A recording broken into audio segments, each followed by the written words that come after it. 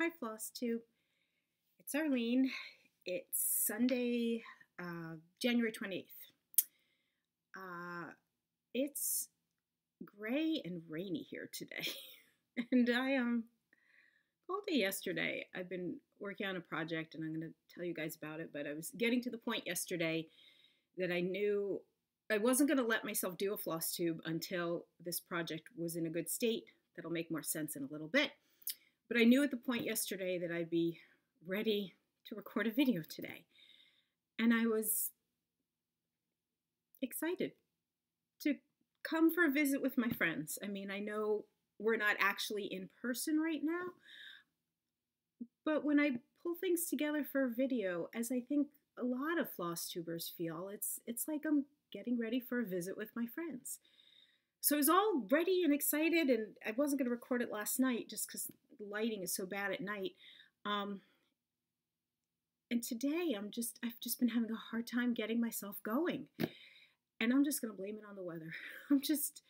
I'm pretty confident there's a lot of other people out there that a gray, rainy day just drags you down. I know there's something like with barometric pressure and stuff like that there's some science behind this. I'm just going to jump in. I got my list in front of me, and I know that once I get going and have this opportunity to talk about the things that I love with people that I know are out there and appreciating the things that I'm going to talk about, everything feels better. So if nothing else, but there's always a lot else, but if nothing else, I so appreciate this opportunity to be with all of you. And I know lots of other people feel the same way. So first thing on my list is a stitching update. My last couple of videos, I've shared with you the project that I'm currently working on. It will eventually be a pattern available through my Etsy store. I'm taking a quilt that I saw in an exhibit. It is a quilt that's over 150 years old, and it was made up of all pieces of soldiers' uniforms, like wool, thick fabric, and these tiny, tiny, tiny pieces, and it's referred to as a mosaic quilt, which makes a lot of sense to me. The challenge of it, especially on the mathematical side, just was so appealing.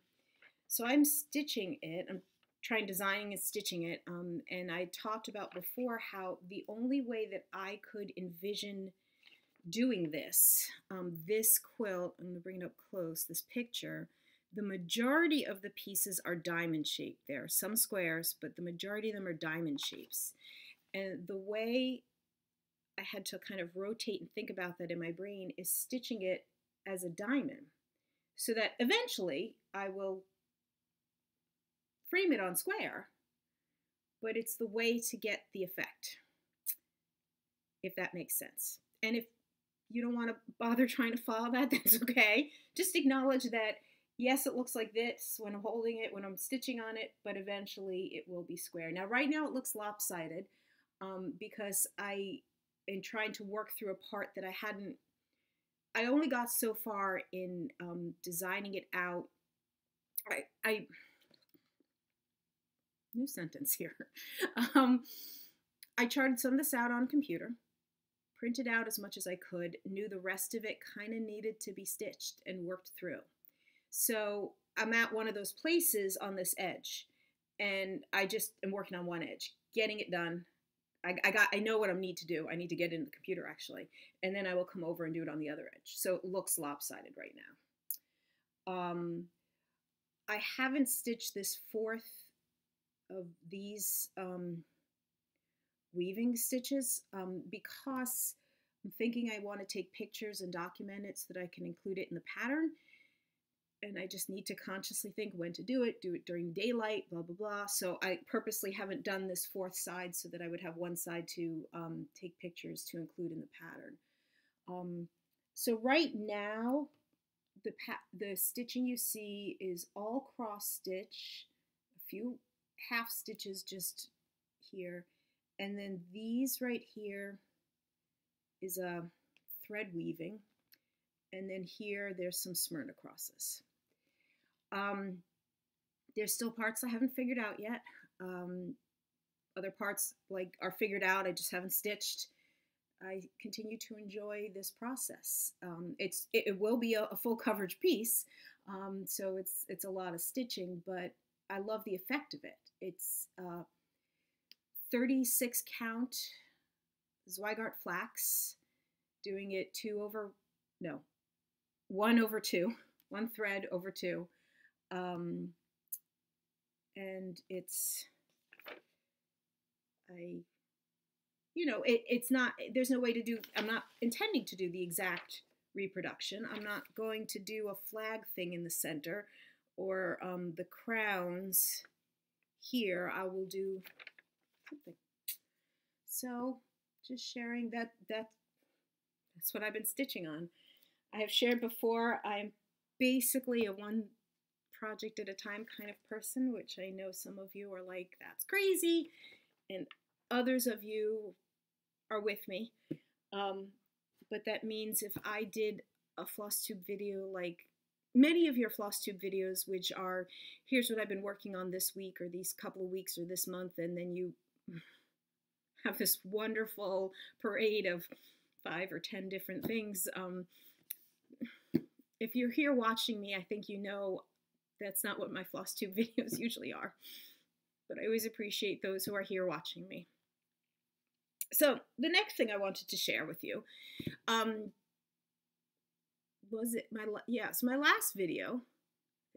I think I shared some books that I had found at a used bookstore. That it was just like a great day at a used bookstore I hadn't been at in a while, and there was a book that I didn't buy then on that day, and it's also related to a comment I made.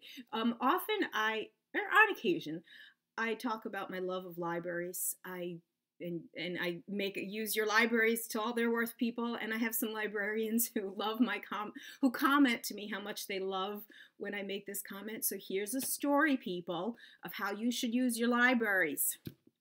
So that day at the used bookstore, I saw a book. I recognized the title. I was like, oh my God. And the book was Lady Evelyn's Needlework Collection.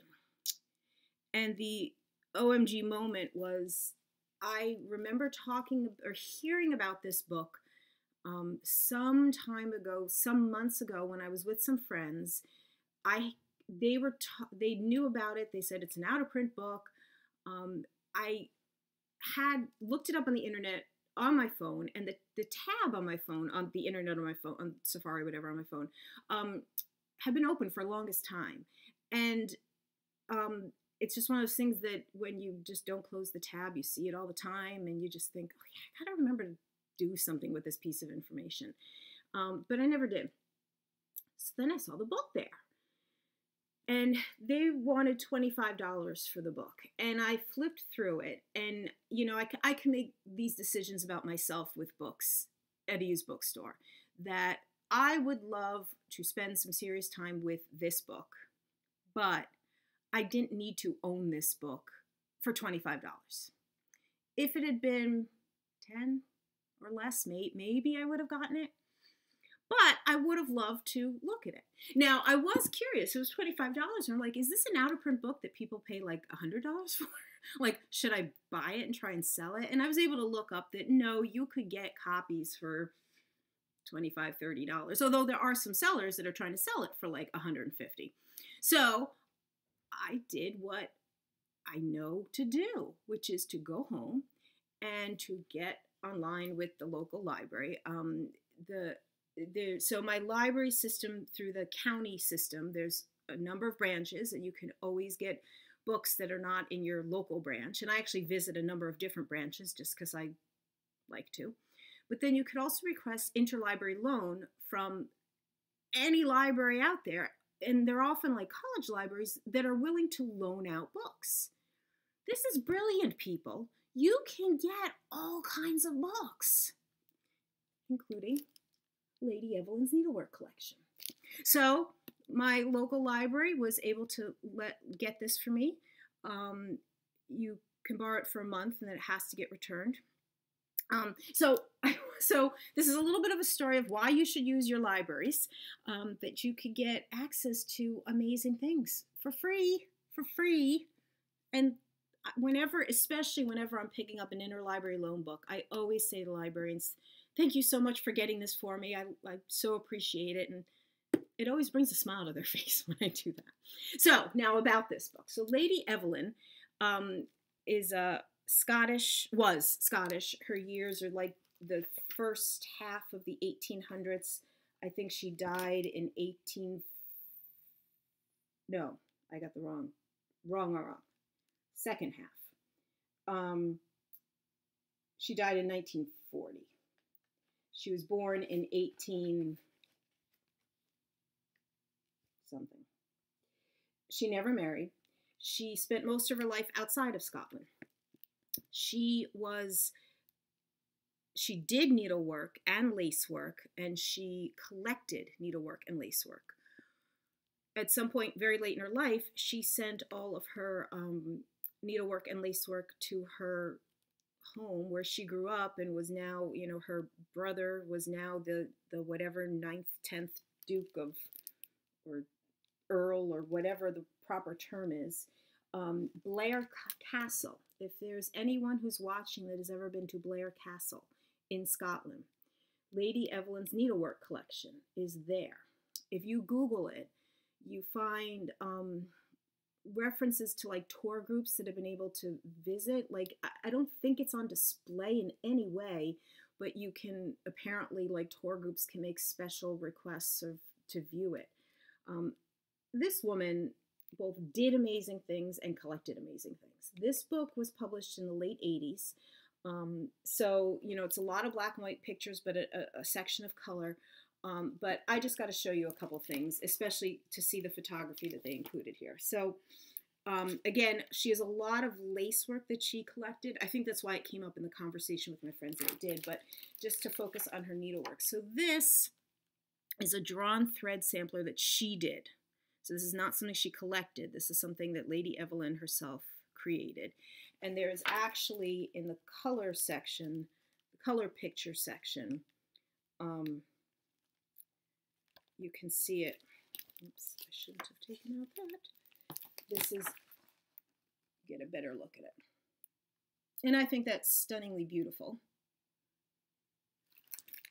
But wait till you see the close-up pictures, people. So it says, drawn thread work worked with silk on 30 count linen. And it is, see, that's not right. Something by 15 inches. See, that can't be 1 3/8. Maybe it's 13 by 15 inches. Maybe there's like a number that's missing. 49.2 centimeters by 38.2 centimeters. Look at these close-up pictures, people. Now this is the 30 count linen. Look how big the holes are, or conversely, how fine the weft and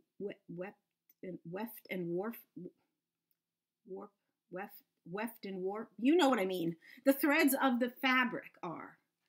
It's so this is like pulled, like here's pulled work, pulled and drawn thread was a part of that sampler. I mean, I love it. I don't think too many books in the late 80s had photographs that look like this in them. At least I don't think so. And then the other piece that I wanted to show you from here, which is part of the cover image. So Lady Evelyn's like masterpiece, you see part of it right here. Lady Evelyn's masterpiece, the embroidery of the British arms, is displayed in a glass frame above the A cabinet. There's like 2 cabinets of her work, but again, this is in the late 80s. They might totally be organized in another way right now. It's worked with these threads and glass cambric, whatever kind of fabric that is. She recorded that it took 7 years to complete and that she did use magnification. Yeah, wait till you see this. 15 inches by 17 inches.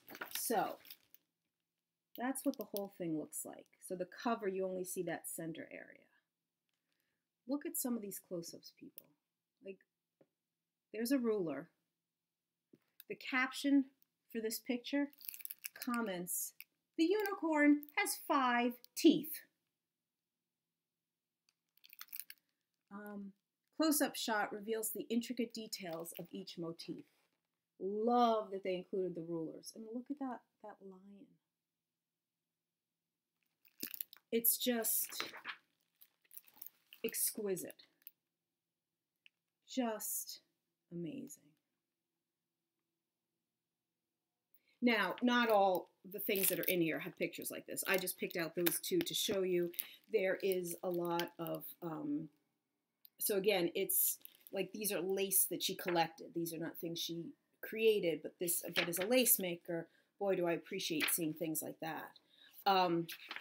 So, you know, I've appreciated having this book, being able to look through this book. I've gotten some inspiration from this book. And again, it's the story to share with you. Use your public libraries, people. Know that you have the opportunities to, some of the books that you can't find or that your local library doesn't have, they may be able to get for you. Keep that in mind. Okay.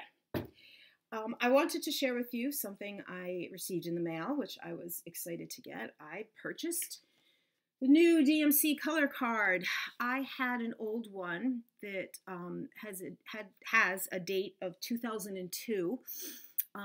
Danielle Stitcherista did a video in the last couple of weeks or so, whenever, that showed her new DMC card, and she had also the like her old card, and then she had a friend of hers had some older cards, which was really cool to see.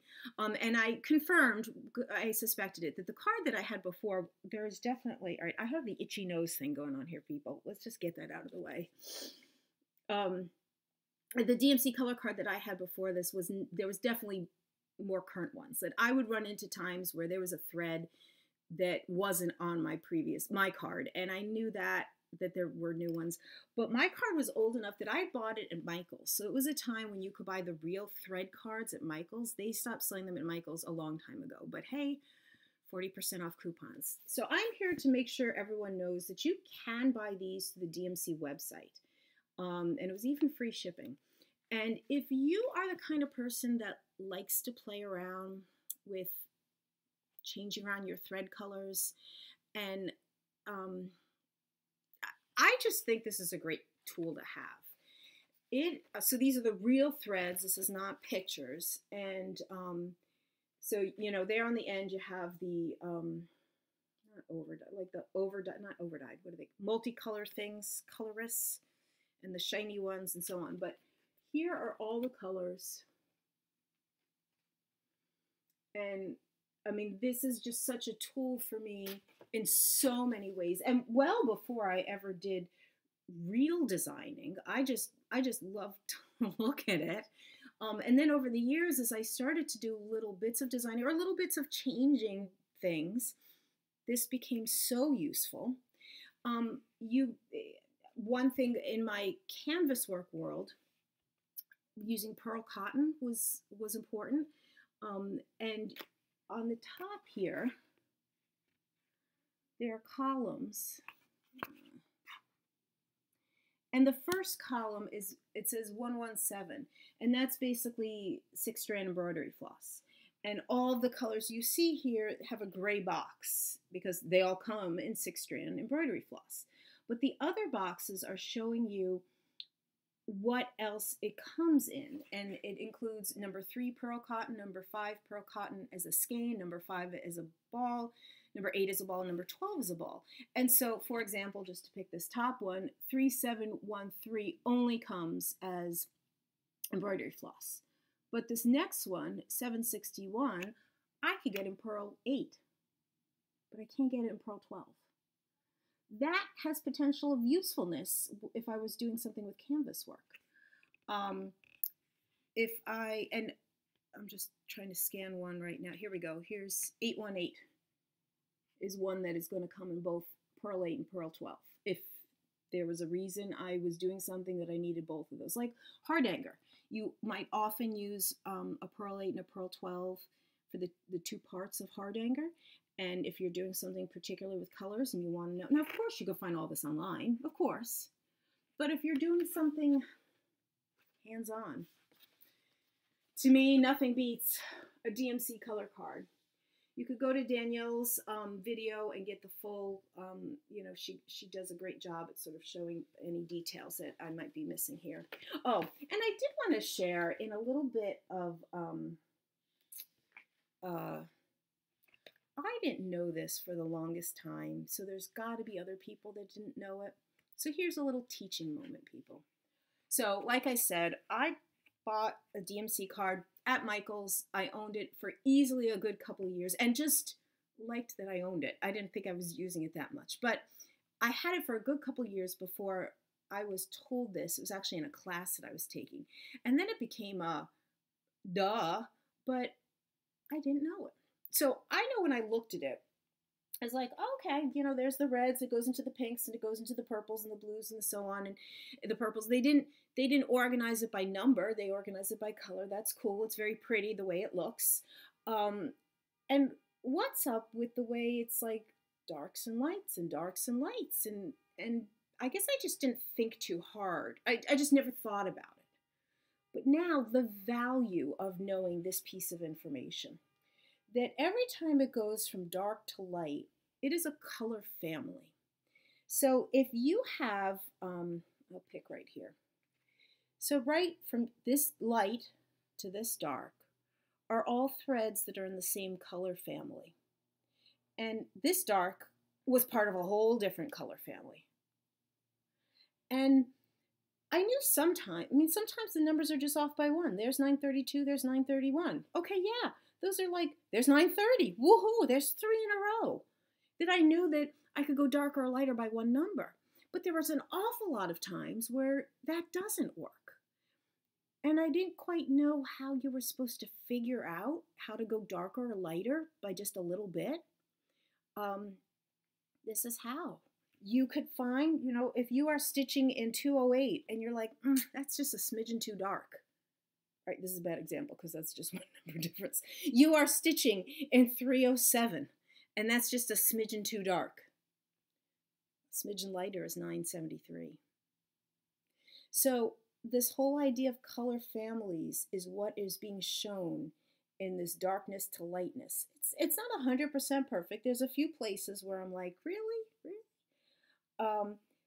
But man, like, that really was an important thing to learn that I didn't realize when I first had this for a long time.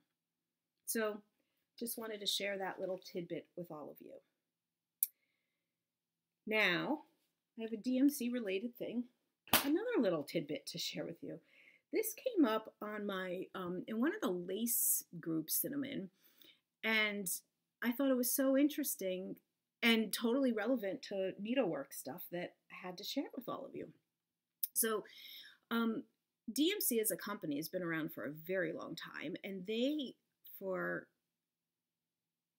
easily into the 1800s, I don't know exactly when, but they did publications of all kinds of stitching related embroidery, cross stitch, hardanger, lace work, which is how this got started. Many of them might have connection with the name Therese or Therese de Dumont. So this is like a modern reprint copy of the Complete Encyclopedia of Needlework. You get this book is around, but once you open it up and look at it, you could sort of tell it's a reprint of an old book. Okay.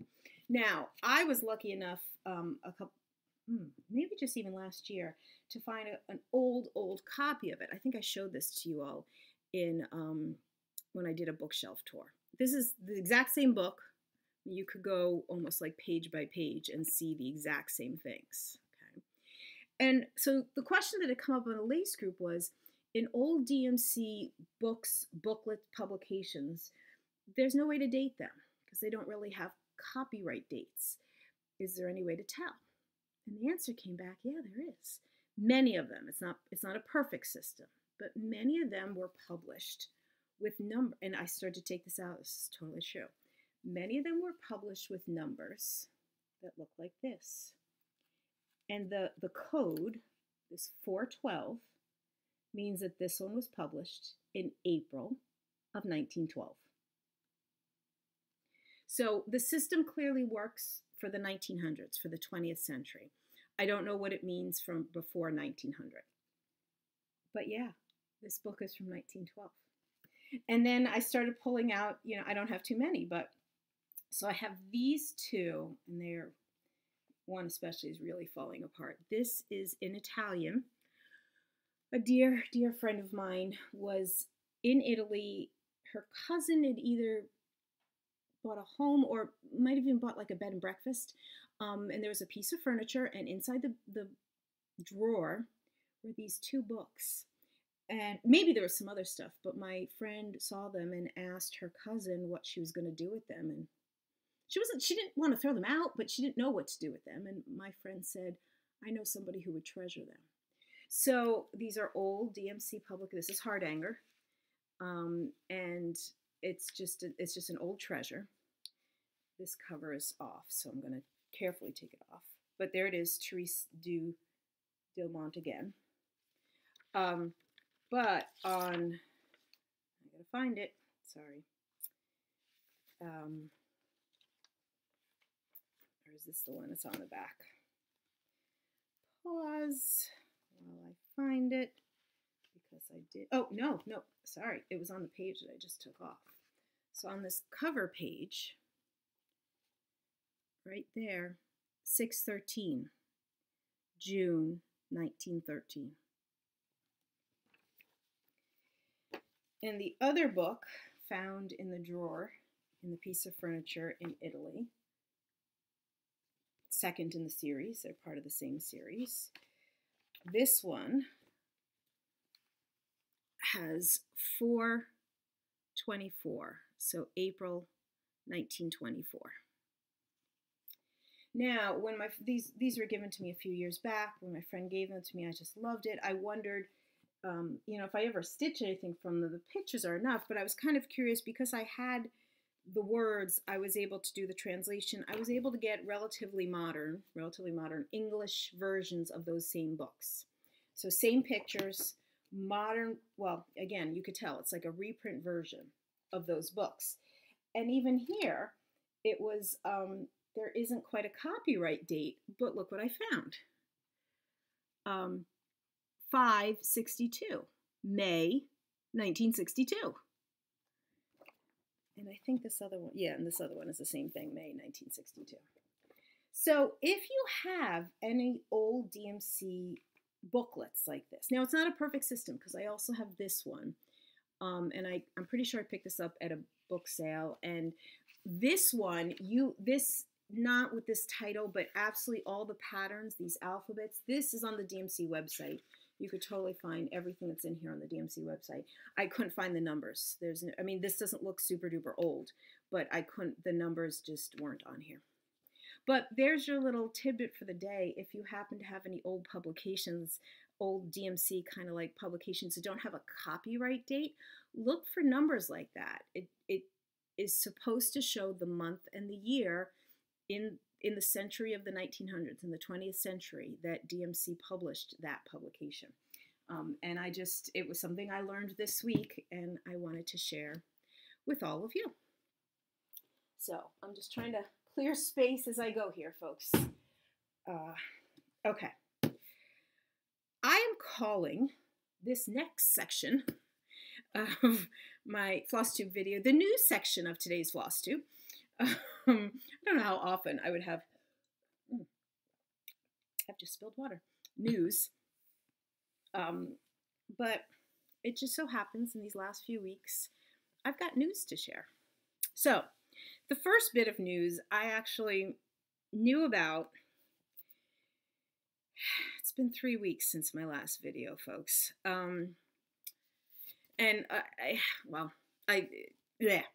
It might be that 3 weeks is like my perfect amount of time for video. We'll see.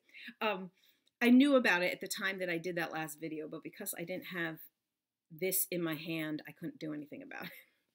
Some people started tagging me on some Facebook pages, groups that, and it's a matter of waiting for something to arrive in the mail. Because I never know who catches all the videos, who's caught up. You know, I'm certainly not caught up with all of your videos, and I admit sometimes for some I have just acknowledged I'm not going to get caught up. I'm just going to watch the most recent. Everyone's got their own different strategy. So I'm going to do a little show and tell that you've seen before if you have seen it before. I shared back in September this piece, which meant an awful lot to me. This is 40 count silk gauze. And I mean, it's just so hard to kind of get it close enough for you to see. Yeah, it's 10.5 by 10.5 inches, done 40 count, 1/1, tent stitched. It is the project that I spent the longest amount of time on, you know, in terms of hours, in terms of total amount of my life. It was something that I started posting on the Needlepoint Nation Facebook group. And that's a group that like every Sunday they encourage you to post your current WIP. And it just became like a great cheering section that I had of people like, I've been waiting for your post. I would usually do it like every 2 weeks because every week just felt like there wasn't enough. And it was just so, to have that kind of support in a Facebook group for a particular piece meant a lot. It was important to get it framed right. Last summer, I sent it to the ANG, American Needlepoint Guild's annual exhibition. Their exhibit is a part of their annual seminar. I have never attended seminar as attendee to take classes and everything that is a part of that. I was lucky enough when it was in Philadelphia. It was the first year I sent a piece to the exhibit. And that was like 2012, 2013. And it was the first time I'd entered a piece in that exhibit. And I was so glad that so everything I know about ANG exhibit is based off of seeing it once. Okay. But I loved, well, let me just keep going with this. So the ANG exhibit, you have to be a member of ANG to send things there. But so their January issue of the magazine comes out every 2 months, is always devoted to the winners at the exhibit. And what I love, I mean, they make you do the paperwork. You have to get photo releases. If you are doing a piece that is not of your own design, and a lot of the exhibit is designers or anyone designing original design pieces. And a lot of the exhibit is also painted canvas. So if you're doing a painted canvas piece, you have to get photo releases from the original designer. And then maybe you had somebody who created a stitch guide. So you have to get a photo release from the person who created the stitch guide. So they make you do the work to make sure that they can put together a magazine so that it is filled with this, I mean, it is filled with pictures of all the winners. And talk about eye candy. Now, I was thinking about doing like a flip through, and I got too much other stuff to talk about. But if there is interest in seeing, so there's not really cross stitch in here, but if you are interested in seeing this in a little more detail, let me know and I'll kind of judge whether it's worth some time to go through this in more detail. Getting off track from my story here. So this issue of the magazine finally came a couple days after I did my last video. This is the piece that won Best in Show. So of all the categories, they take all the first place winners of all the categories. At least this is how I think they do it. All the first place winners, and then of those first place winners, they choose one Best in Show. What I love about ANG's exhibit as compared to some other, and I'll talk about this in a minute, it's a very like organized in that you know exactly what category your piece is in. You know exactly who it's judged against. The one time I went in Philadelphia, they had all of those pieces hanging together and all of these pieces hanging together. And when you look at the way it's all shown in here, it just very much appeals to the organized, planned out side of me. Okay, here's why people tagged me I have a hard time sharing things like this, people. But this is the news section part of my video, so I have to get to it. This is why people tag me. Here we go. This is the best in show piece. For those who were around, for those who remember when I shared after the exhibit that my piece won big, that it won 4 ribbons. It got it got first place in its category.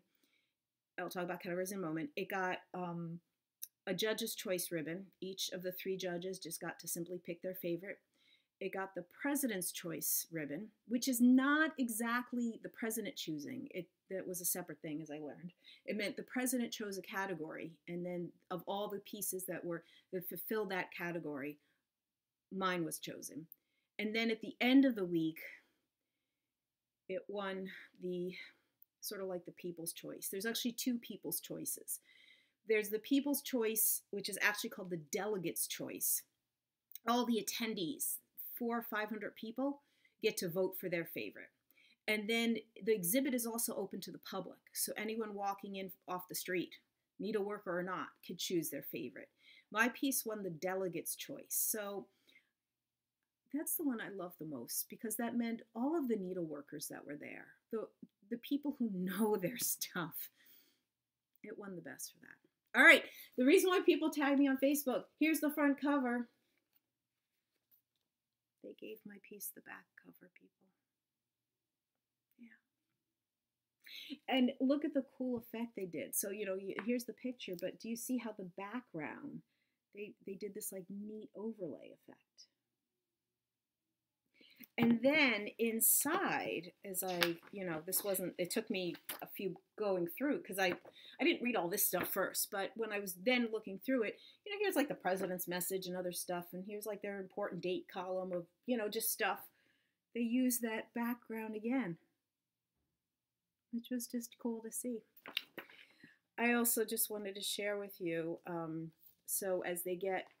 again, this is what appeals to the organized side of me, that they can make it very clear their specific categories: original needle art, adaptation, independent project, painted design without stitch guide, painted design with stitch guide, class project, like very clear categories. For each of these categories, there's non-professional and professional. Now, I fill out, I'm pretty sure the paperwork was due like June 30th or something. I didn't think twice about this at the time. But with my designing work now, I think by their rules, I might need to enter as a professional next year. I don't know if I have something I'm going to enter. I might need to do that. Anyway, separate thing. Okay, but very clearly listing out who are the people that got first, second, third place, honorable mentions, and so on, whatever was like. I appreciate this kind of listing that's played out. And again, all the pieces that are shared in all these ways. So yes, under that, so there's mine.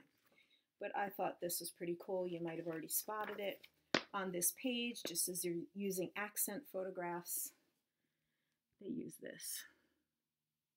So my piece during the week had those 3 ribbons showing. The 4th ribbon wasn't won till the closing banquet is when they announced the delegates' choice. And that was just so cool. So just for those, I know McKenna is always sharing with us her goal of TFD, which is total fair domination. But in her recent video, she started her pleas. It's only January, but it's worth everyone starting to think about now of whatever opportunities you have to share your needlework. Just do it, people. Whether that's just the local fair, a county fair, a state fair, whatever makes sense for you. It's a way of showing and sharing. And if you're after ribbons and competitive about it, sure. And if it's just about knowing that you've entered, I think that's important too. And so I'll take advantage of this moment just because I knew I was going to talk about this. I have, in my life, when I was younger, we entered a county fair, and it wasn't even so much needlework, it was other things, just my sisters and I. Where I live locally, there is a county fair. I did enter some things a few times. What can I say?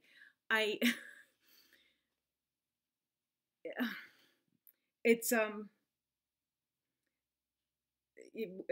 I needed more than for many, many years. I have entered to Woodlawn, which is down in outside of Washington, D.C.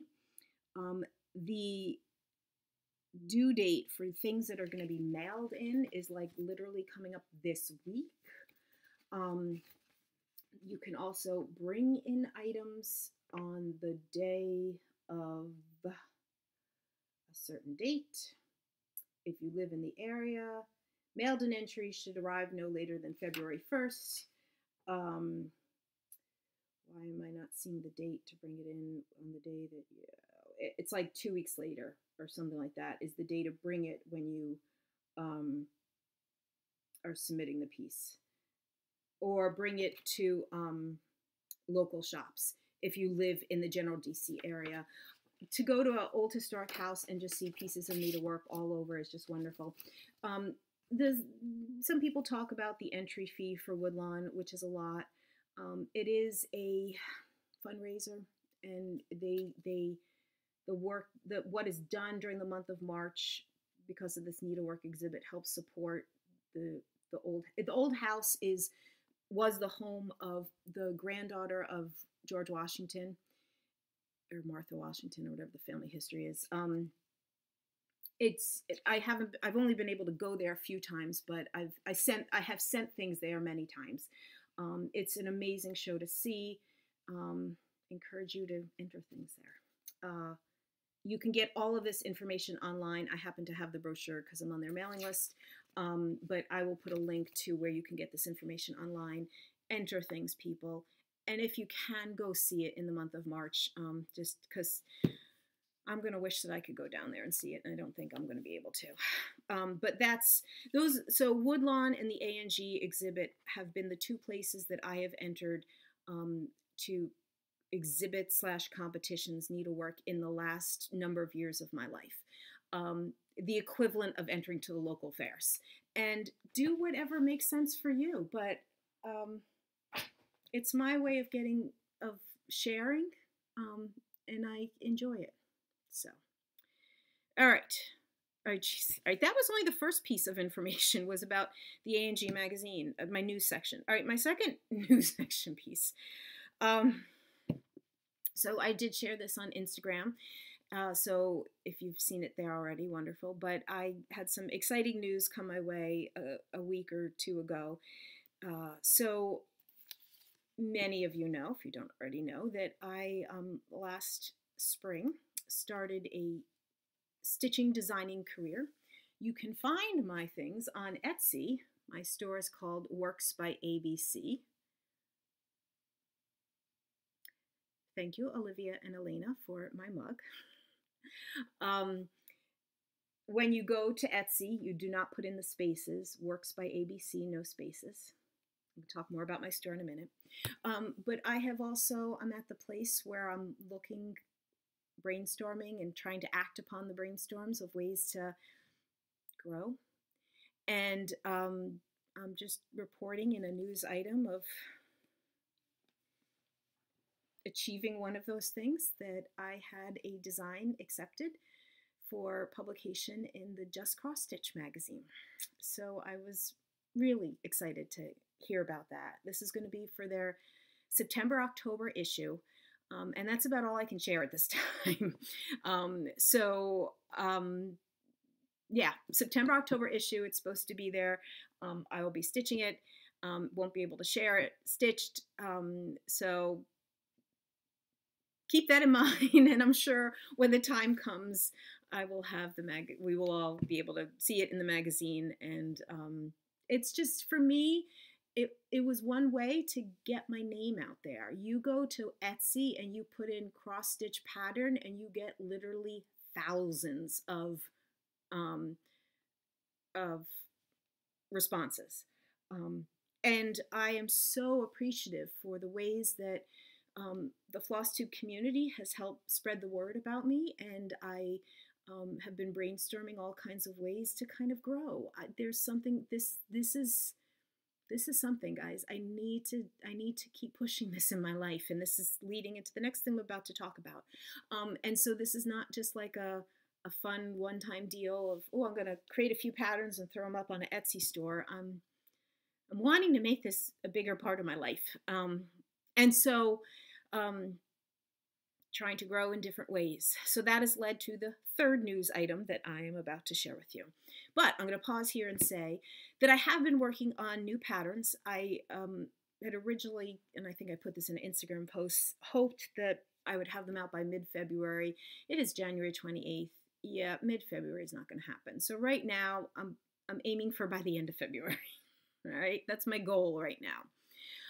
So I'm going to say in this video, if you would like the opportunity to win one of my patterns, leave a comment, and at the end of your comment, just put your initials. I don't need anything fancy to enter you in a giveaway. Don't mention giveaway, but just, leave a comment about anything and just end with your initials. If you don't already know, the reason my store and my business is called Works by ABC is my initials truly are ABC. So that's how I've been doing my giveaways, is by you just leave your initials. And if you don't leave your initials, that's fine. No problem. So my third piece of news in this news section is the project that I've been working on the last few weeks. That was something important for me to do at this point in my place of my designing and my store and everything. And that was to do a little pattern refresh. At least that's what I've been calling it on my to-do list. Like every day or whenever I'm making a to-do list, what are the things I need to work on? One of them, pattern refresh.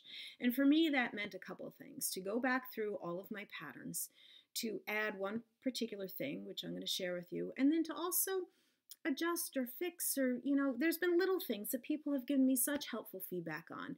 Anything that was super important, of course, I fixed right away, but the little things that just needed to kind of get spiffied up.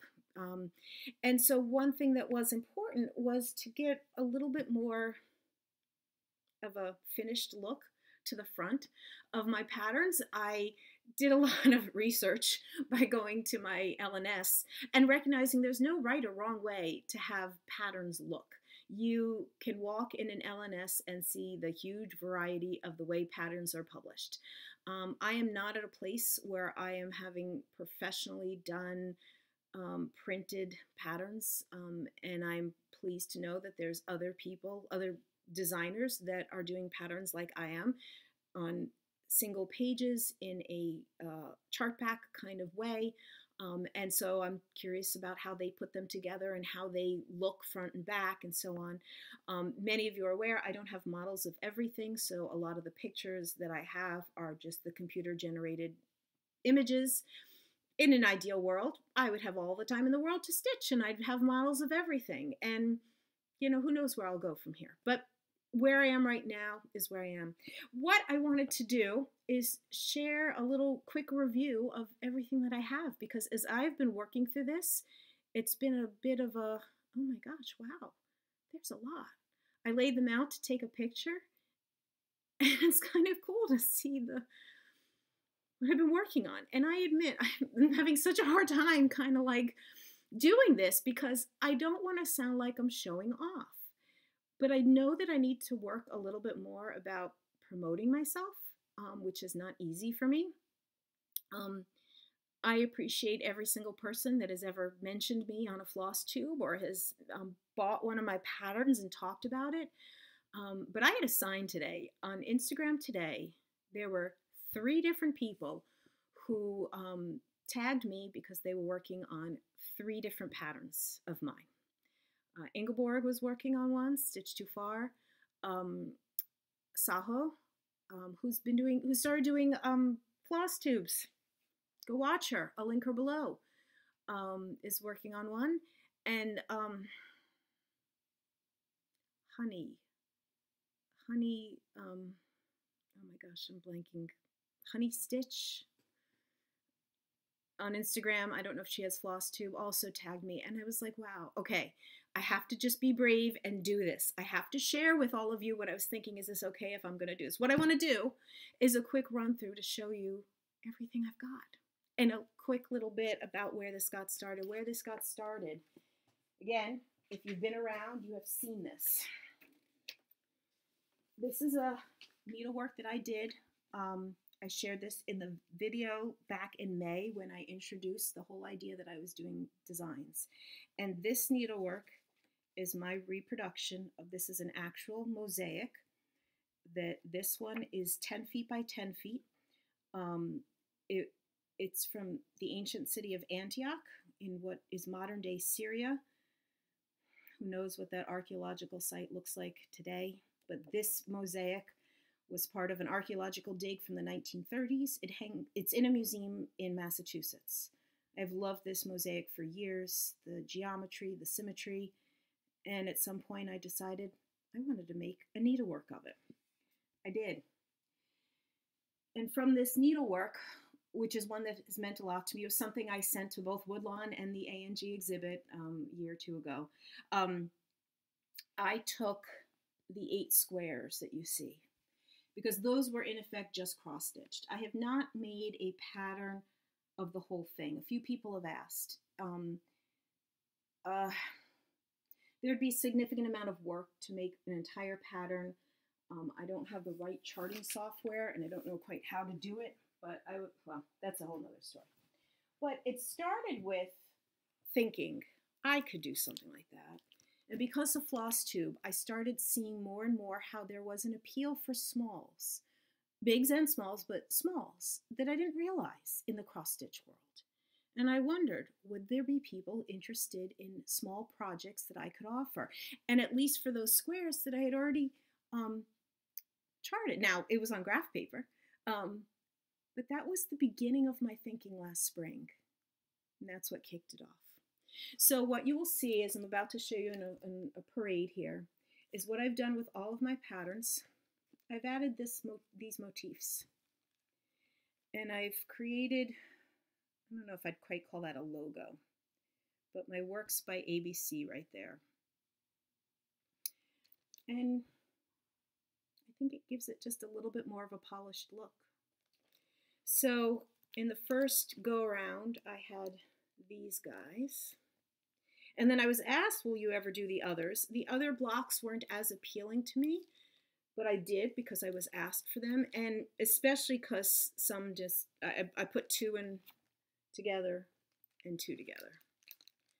And that makes up the blocks. Actually, there's only 6 because 2 of them get repeated in that Antioch mosaic. And so, of course, that gives you an indication that the war quilt mosaic, totally different use of the word mosaic, but same idea. It appeals to me to take something and do it in a different medium. These were tiles on a floor, and this is now cross stitch. Mosaics, and I got, it's another one in the works, but probably not for the February release. The skeleton mosaic was part of my first release, and I'd have to check my current Etsy numbers, but at least for the longest time has been my most popular. This was a post that floated around last spring, although it was really just like the anniversary of when it was originally posted. This skeleton mosaic was an actual mosaic found in Turkey or something, and to me, it just screamed, with the number of cross-stitchers that I was beginning to learn, how many people loved skeletons and that kind of stitching. It just, there it is. That's the mosaic in Turkey or whatever it is. I include in many of my patterns a background about where the inspiration, the history comes from, and I've gotten a lot of feedback that people like that. I also, last year, was doing a lot of research on Islamic design or geometric design in Islamic art. And as a part of that, I had done this piece. And this is counted canvas work. But in doing this counted canvas work, I'm certainly charting out the math of it, turned it into a cross-stitch design. And I did have, oh, look, I forgot to show this. This was a little bit, I was playing around with making sure I had some things correct, and I did this little model. When I was doing this, I played around with, this is a thread with some really cool variation. Almost looks like a stained glass window. And what happens when you have a really cool fabric and you let the fabric sing and you just put in the outlines. Now I can just hear McKenna and Michelle like yelling at me because I don't have things finished. You know, there are some people like McKenna and Michelle who like finish things. And some of this is about some of these things. I'm trying to think long term, and I haven't come up with a solution of, can I make this designing stuff work? Can I get to a point where I want to think about trunk shows someday, and what would the models of this stuff really look like? And that's partially why some of these things that I have stitched aren't finished. This piece, Interlaced Rings, was also part of that geometric design research. This is the piece that Stitching Honey, I'm so sorry, I will look up her name, posted on Instagram this morning. Now, a whole bunch of my patterns fall under the category of, they just got a story behind them. And so that's what this next category is, just the story patterns. This was a recent one that I shared about this amazing exhibit in New York City of red and white quilts. I had made this pincushion as my own personal way of appreciating that exhibit, and as I was showing it, just as part of a Flosstube, it occurred to me, I should turn this into a pattern, and many people have appreciated that I've offered it as a pattern. These two, oh no, I should do them separately. So this comes from the Grammar of Ornament, Owen Jones' Grammar of Ornament, which is a publication from the 1800s, which is just filled with all kinds of inspiration. I always have so many ideas to pull from there. You can do the whole thing, you could do individual blocks. I did a couple of these. I think depending what you do with them, they could become great like ornaments.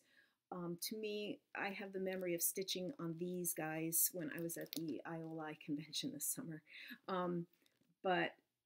So they come from a page of the Owen Jones Grammar of Ornament that was from the medieval times, and that's why I call these medieval ornaments. This one comes from a different book, but similar idea, Racinet, I not pronounce it right, Racinet's Historic Ornaments, a page from Italian manuscripts, and a design inspired by a motif that was in an Italian manuscript. What a story on this one. Mrs. Benson's Sewing Box. This box right here, our own McKenna. If you're not watching McKenna, I don't know why, like you should. She shared a box that she had found thrifting, she loved. I loved the painting on it, and I started to go a little bit obsessed because the box had a name on it, and in doing the research and trying to find the original owner of the box. And there's a whole story in here. It's like a 3-page story that may or may not be me tracing out the original owner of this box. It's such an unusual name. There's probably a good chance that I found her, who's no longer living, has no relatives, is no longer living. How the box ended up in McKenna's hand, the story is all included for you. And this was one that I did stitch. I kind of made my own version of Mrs. Benson's Sewing Box, just stitching the top right there. A story, the quilt, I know the colors, to me the colors are not appealing. I think the design has all kinds of potential and you choose your own colors, but I use the colors that were original to the story. And the story is about the 1933 Quilt of the Century competition that was part of the 1933 World's Fair. And the quilt that won, the quilt that's lost to history, there's no real good pictures, there's only partial pictures of it, but it has a good story behind it, and I wrote up the details of that story in here. The story of Knotwork Octagon is simply, I have a necklace, oh I should have put it on, I have a necklace that is this. And from the day I got that necklace, I always thought it is such an intriguing knotwork. I'd love to stitch it. I still haven't stitched it, but one of these days I will. The story of Jane's bookplate, Newcomb pottery, which I'm still planning to at some point do some more. pattern inspiration from Newcomb pottery was in New Orleans for a number of decades. In addition to pottery, they did jewelry and some needlework pieces and some other like graphic arts things. And I found in this amazing exhibit book a book plate. I don't know who Jane was, but these were the book plates on her for her library. Excuse me. And they were, it looks like, excuse me. If you look at them, they look like it was cross-stitched. It wasn't. It was clearly pen and ink because you could see it doesn't all match up. And an alphabet is included, so you don't actually have to write Jane Snow Marshfield. You could write your own name. And the story behind this, inspiration from a 16th century. This is a cloth that is in the Metropolitan Museum of Art. They know from pattern books from 1587 and 1532 where this was designed from. So you can actually find these motifs, how this was created. And I just thought it was worth preserving in a needlework way. The next category of patterns are sort of similar to this. Knowing old pattern books, I get lots of inspiration once I learned about the when I say old, a lot of these are like from the 1600s old. So some of these patterns are inspired by that. There is a poem, you can find it online, although here's the beginning of it. It's actually a very, very long poem. This is just the beginning, from 1631, called The Praise of the Needle. This is the one Ingeborg just posted about this morning. She was working, she picked it back up again. And the poem was used at the beginning of a pattern book. And these are some of the motifs that were in the pattern book from 1630 something when the pattern book was created. So it's very cool to not only, for me, to find something, but then to do some research. And all of this information is included in, so that you would know this. I found this motif in a book from 1557, and I don't know if it was I would love to find it being used in some painting, in some fabric, in something. I just love the idea that this very motif was used in 1557. And I designed soon after it what I call a companion piece. They're not identical in size. They're pretty close. I use the same colors, but you certainly wouldn't have to. And the motifs in here came from the same pattern book that this one was from 1557.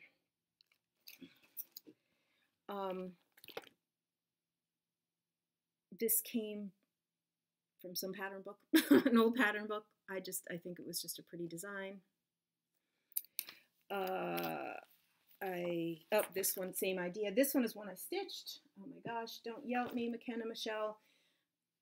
This one, I know, I should, this one, I know, I just need to decide how I'm going to finish it in a way that it could potentially be of use in future in some way.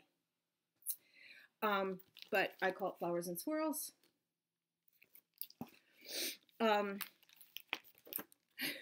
Calendar Kids.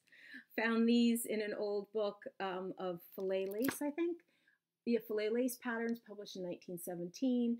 At first glance, I brushed by them thinking too cutesy, but when I gave them a second look, I just found them adorable. And this I've started, haven't gotten very far. I got as far as January. So it's just on the list to come back to when I am ready for it. I have this vision of doing one long, not doing it like this 3x4, but to do one long stretch, like bell pull, like we'll see.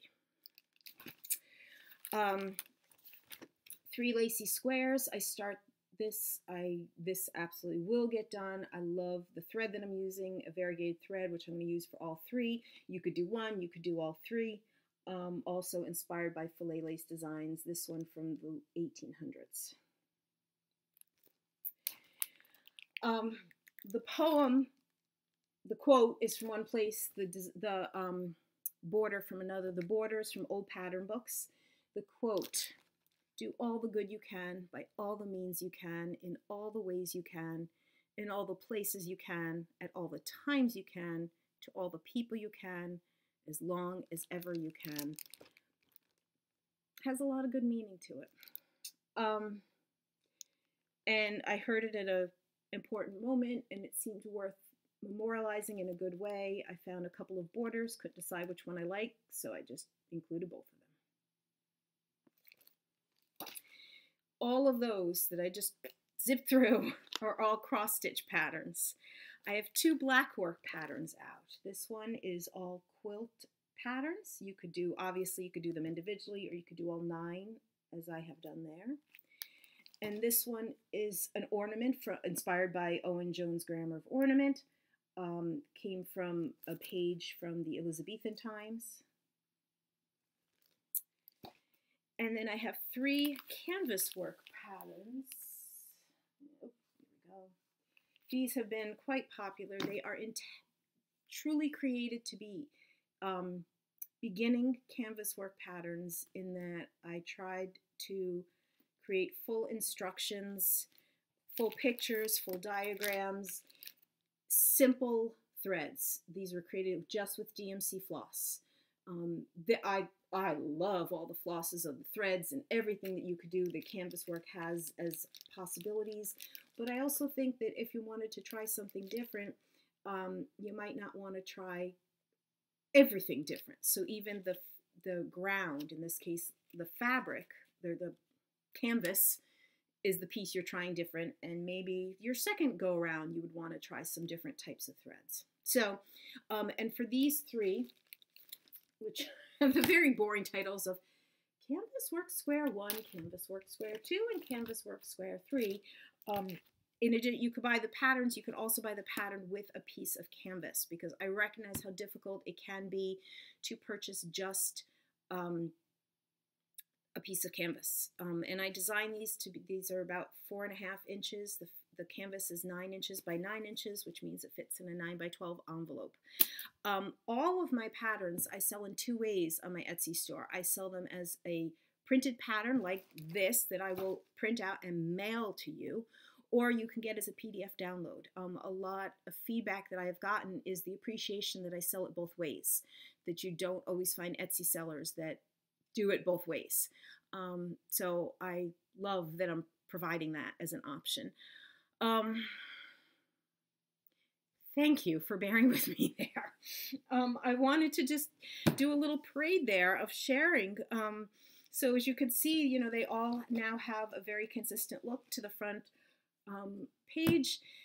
And I appreciate in any ways that you can help spread the word about my work. If you have any feedback or thoughts about my pieces or ideas, I have pages and pages of ideas, but I'm always interested to hear others. You can get in touch with me by emailing me at worksbyabc@gmail.com. Thank you again, Olivia and Elena.